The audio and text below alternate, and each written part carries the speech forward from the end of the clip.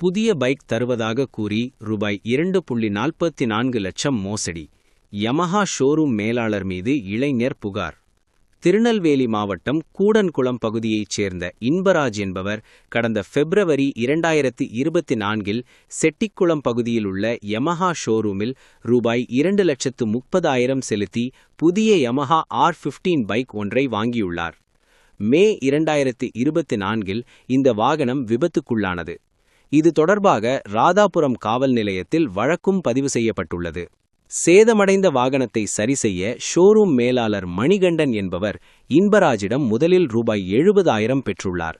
அதன் பிறகு வாகனம் அதிக சேதமடைந்துள்ளதால் இன்சூரன்ஸ் கம்பெனி புதிய வாகனம் வழங்க ஒப்புக்கொண்டுள்ளதாக கூறி அதற்கு பழைய வாகனத்தின் இன்சூரன்ஸ் தொகையை வரவு வைத்துவிட்டு மீதி தொகையாக ரூபாய் 1,74,000 செலுத்தும்படி கூறியுள்ளார்.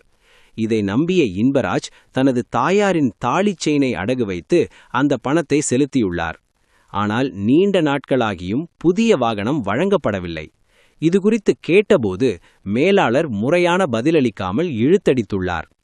பிப்ரவரி 12, 2026 அன்று இதுகுறித்து மீண்டும் கேட்டபோது மேலாளர் மணிகண்டன் மிகவும் அதிகாரத்துடன் புதிய வாகனம் தர முடியாது, பழைய வாகனத்திற்கு வெறும் 15,000 ரூபாய் மட்டுமே பெற்றுக்கொள்ள முடியும் என்று அலட்சியமாக பதிலளித்துள்ளார். தான் கட்டிய மொத்த தொகையான ரூபாய் 2,44,000, 70,000 + 1,74,000 என மொத்தம் ரூபாய் 2,30,000 தனக்கு திரும்ப கிடைக்க வழிவகை செய்ய வேண்டும் எனவும் சம்பந்தப்பட்டவர்கள் மீது விசாரணை நடத்தி நடவடிக்கை எடுக்க வேண்டும் எனவும் ராதாபுரம் தாலுகா சட்டப்பணிகள் குழு தலைவரிடம் இன்பராஜ் மனு அளித்துள்ளார்.